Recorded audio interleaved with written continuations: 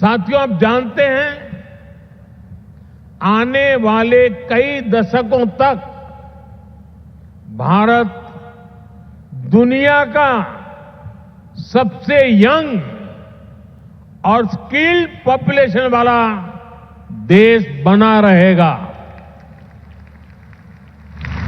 ये भारत ही है जहां से दुनिया की एक बड़ी स्किल डिमांड पूरी होगी। आपने देखा होगा, दुनिया के अनेक देश अब भारत के स्किल यूथ का दोनों हाथों से स्वागत कर रहे हैं। ऐसे में भारत सरकार का भी प्रयास है कि कोई भी भारतीय विदेश जाए तो वो बेहतरीन स्किल के साथ ही जाए। इसलिए हम अपने यूथ की लगातार स्किलिंग, रीस्किलिंग और अपस्किलिंग कर रहे हैं। Friends, we give great importance to your convenience and comfort. Your safety and welfare are a top priority.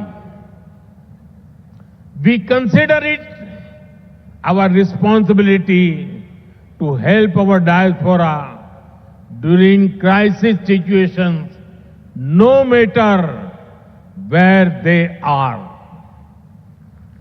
This is one of the guiding principles of India's foreign policy today. Over the last decade, our embassies and offices worldwide have been sensitive and proactive. Friends, earlier in many countries, people had to travel long distances to access consular facilities. They had to wait for days for help. Now, these problems are being solved. In just the last 2 years, 14 embassies and consulates have been opened. The scope of OCI cards is also being expanded. It has been extended to PIOs of the 7th generation of Mauritius and the 6th generation of Suriname, Martinique and Guadeloupe. साथियों, दुनिया भर में फैले भारतीय diaspora का इतिहास उनके उस देश में पहुंचने और वहां अपना परचम लहराने की गाथाएं, ये भारत की अहम विरासत है। आपकी ऐसी अनेक इंटरेस्टिंग और इंस्पायरिंग स्टोरीज हैं जिन्हें सुनाया जाना, दिखाया जाना, संजोया जाना जरूरी है। ये हमारी शेयर्ड लेगेसी है, शेयर्ड हेरिटेज है। अभी कुछ दिन पहले मैंने मन की बात में इससे जुड़े एक प्रयास पर विस्तार से बात की थी। कुछ सेंचुरीज पहले गुजरात से कई परिवार ओमान में जाकर बस गए थे। 250 इयर्स की उनकी जर्नी काफी इंस्पायरिंग है। यहां इससे जुड़ी एक एग्जीबिशन भी लगाई गई है। इसमें इस कम्युनिटी से जुड़े थाउजेंड्स ऑफ डॉक्यूमेंट्स को डिजिटाइज करके दिखाया गया है। साथ ही उनके साथ एक ओरल हिस्ट्री प्रोजेक्ट भी किया गया है। यानी कम्युनिटी के जो सीनियर लोग हैं, जिनकी काफी एज हो चुकी है, उन्होंने अपने एक्सपीरियंस शेयर किए हैं। मुझे खुशी है कि इनमें से कई फैमिली आज हमारे बीच यहां मौजूद भी हैं। साथियों, इसी तरह के प्रयास हमें अलग अलग देशों में गए डायस्पोरा के साथ भी करने चाहिए। जैसे एक उदाहरण हमारे गिरमिटिया भाई बहन हैं। क्यों ना हमारे गिरमिटिया साथियों का एक डेटाबेस क्रिएट किया जाए। वे भारत के किस किस गांव से, किस शहर से गए, इसकी पहचान हो। वे कहां कहां जाकर बसे, उन जगहों को भी आइडेंटिफाई किया जाए। उनकी लाइफ कैसी रही, उन्होंने कैसे चैलेंजेस को अपॉर्चुनिटीज में बदला। इसे सामने लाने के लिए फिल्म बन सकती है, डॉक्यूमेंट्री बन सकती है, गिरमिटिया लेगेसी पर स्टडी हो, इस पर रिसर्च हो। इसके लिए यूनिवर्सिटी में चेयर स्थापित की जा सकती है। रेगुलर इंटरवल पर वर्ल्ड गिरमिटिया कॉन्फ्रेंस भी कराई जा सकती है। मैं अपनी टीम से कहूंगा कि इसकी संभावनाएं तलाशें, इसको आगे बढ़ाने पर काम करें। साथियों, आज का भारत विकास भी और विरासत भी इस मंत्र पर चल रहा है। G20 के दौरान हमने देश के कोने कोने में इसलिए मीटिंग रखी ताकि दुनिया भारत की डायवर्सिटी का फर्स्ट हैंड एक्सपीरियंस ले पाए। हम बड़े गर्व से यहां काशी तमिल संगमम, काशी तेलुगु संगमम, सौराष्ट्र तमिल संगमम जैसे आयोजन करते हैं। अभी कुछ दिन बाद ही संत थिरुवल्लुवर दिवस है।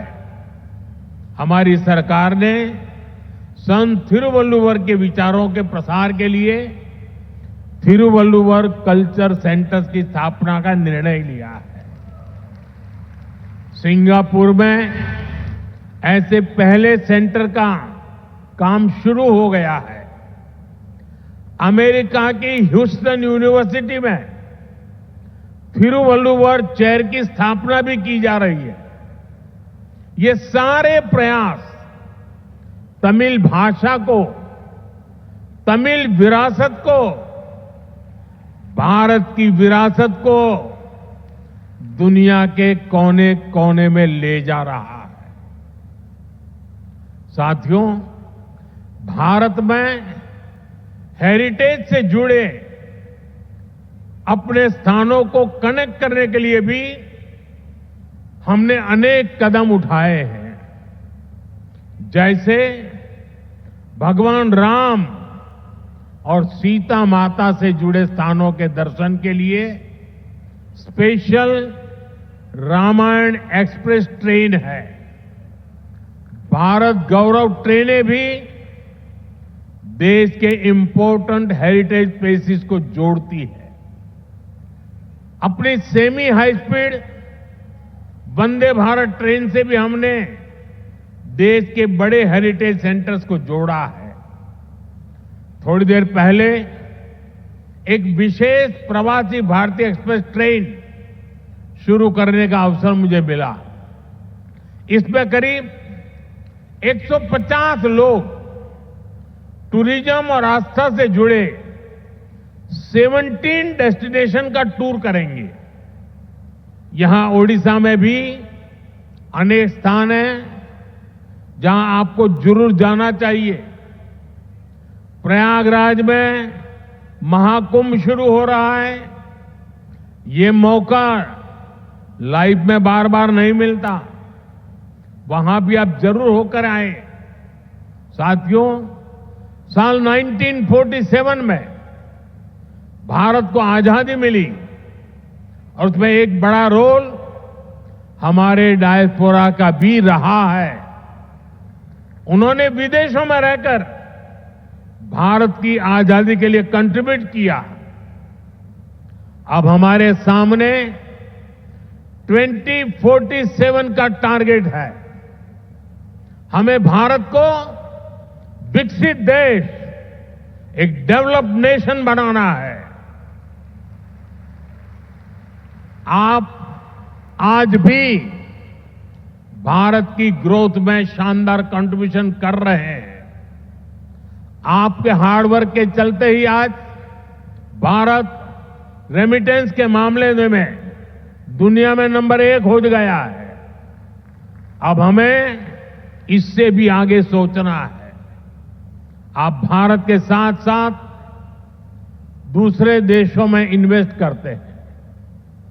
फाइनेंशियल सर्विसेज और इन्वेस्टमेंट से जुड़ी आपकी नीड्स को पूरा करने में हमारा गिफ्ट सिटी इकोसिस्टम हेल्प कर सकता है। आप सभी इसका बेनिफिट ले सकते हैं और विकसित भारत की जर्नी को और ताकत दे सकते हैं। आपका हर प्रयास भारत को मजबूत करेगा, भारत की विकास यात्रा में मदद करेगा। जैसे एक सेक्टर हेरिटेज टूरिज्म का है। दुनिया में अभी भारत को बड़े बड़े मेट्रो शहर से ही जाना पहचाना जाता है, लेकिन भारत सिर्फ इन बड़ी सिटीज तक सीमित नहीं है। भारत का बहुत बड़ा हिस्सा टियर 2, टियर 3 सिटीज में है, विलेजेज में है। वहां भारत की हेरिटेज के दर्शन होते हैं। दुनिया को हमें इस हेरिटेज से कनेक्ट करना है। आप भी अपने बच्चों को भारत के छोटे छोटे शहरों और गांवों तक ले जाएं, फिर अपने एक्सपीरियंस वापस जाकर अपने फ्रेंड के साथ शेयर करें। मैं ये भी चाहूंगा कि अगली बार जब आप भारत आएं तो अपने साथ इंडियन ओरिजिन से बाहर के मिनिमम 5 फ्रेंड्स को लेकर आएं। आप जहां रहते हैं वहां अपने फ्रेंड्स को भारत आने के लिए, भारत को देखने के लिए इंस्पायर करें। साथियों, मेरी एक अपील डायस्पोरा के सभी यंग फ्रेंड से भी है। आप भारत को जानिए, क्विज में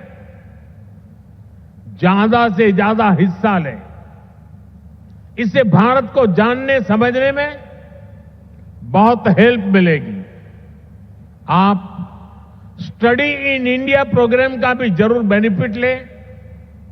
आईसीसीआर की जो स्कॉलरशिप स्कीम है उसका भी डायस्पोरा के यूथ को ज्यादा से ज्यादा फायदा लेना चाहिए। साथियों, जिस देश में आप रहते हैं वहां भारत की असली हिस्ट्री को लोगों तक पहुंचाने के लिए भी आपको आगे आना होगा। जिन देशों में आप रहते हैं वहां जो आज की जनरेशन है वो हमारी समृद्धि को, गुलामी के लंबे कालखंड और हमारे संघर्षों को नहीं जानती।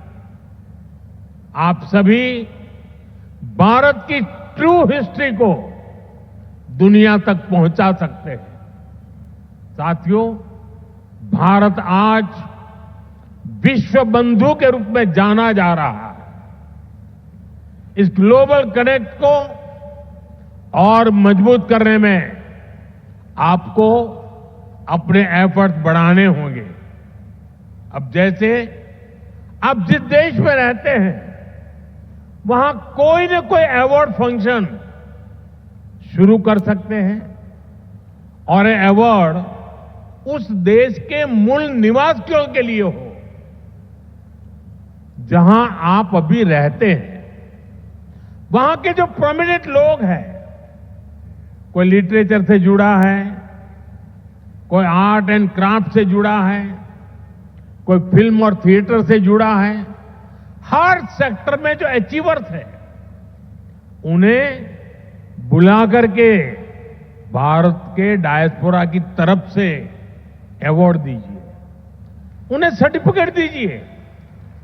इसमें वहां जो भारत की एम्बेसी है, जो कॉन्सुलेट है, वो भी आपकी पूरी मदद करेंगे। इससे आपका वहां उस देश के लोगों से पर्सनल कनेक्ट बढ़ेगा, आपकी इमोशनल बॉन्डिंग बढ़ेगी। साथियों, भारत के लोकल को ग्लोबल बनाने में भी आपका बहुत बड़ा रोल है।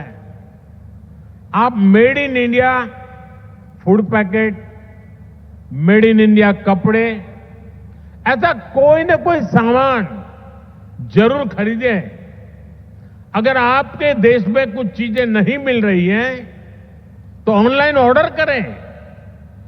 मेड इन इंडिया प्रोडक्ट को अपने किचन में, अपने ड्राइंग रूम में, अपने गिफ्ट में शामिल करें। ये विकसित भारत के निर्माण में आप सभी की तरफ से बहुत बड़ा कंट्रीब्यूशन होगा। साथियों, मेरी एक और अपील मदर और मदर अर्थ से जुड़ी है।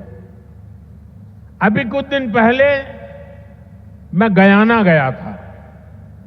वहां के प्रेसिडेंट के साथ मैंने एक पेड़ मां के नाम इनिशिएटिव में हिस्सा लिया। भारत में करोड़ों लोग ये काम कर रहे हैं। आप भी जिस देश में हैं वो वहां अपनी मां के नाम एक ट्री, एक सैपलिंग जरूर प्लांट करें। मुझे विश्वास है कि आप जब भारत से लौट कर जाएंगे तो विकसित भारत का रिजोल्यूशन, ये संकल्प भी आपके साथ जाएगा। हम सब मिलकर विकसित भारत बनाएंगे। साल 2025 आप सभी के लिए मंगलमय हो, हेल्थ हो या वेल्थ, आप समृद्ध रहें। इसी कामना के साथ आप सभी का फिर से भारत में स्वागत है, अभिनंदन है। बहुत बहुत शुभकामनाएं, बहुत बहुत धन्यवाद।